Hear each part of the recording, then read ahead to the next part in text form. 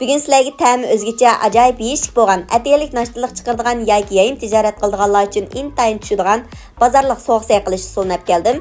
Yultuz yurak belgilarini besib saqlab olishni unutib qolmang, keyin izdegan topolmay qolsiz.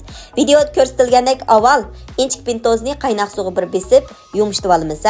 Endi so'sin kallak basayni videoda ko'rsatgandek inchik qilib to'g'rab olamiz. Muvofiq miqdorda undirmani qozonga silib 2 minut atrofida qaynatib ilib olamiz. Buni sovuq suvda bir chaqib etishning hojati yo'q. Ko'rib mishak kapsizlar, qo'shmaganlar qo'shib elinglar, yaxshi mazmunlar kunda bor. Taom dars to'pimizga davomli o'quvchi qabul qilyapmiz. Cho'ng taqsimliq qo'rma, har xil taom, pishiruq, ichimlik, murabba, bozorlik sovuq say darsligimizni 60 xil darsni 10 qo'y bilan o'rganaysiz.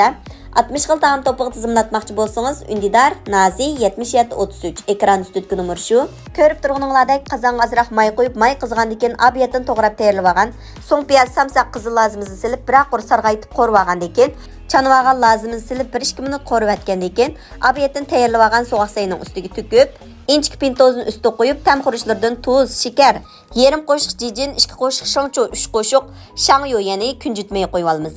Bunun açıq suyun tangshiga vaqtimizda 2 ulush suv, 1 ulush açıq suv qilamiz.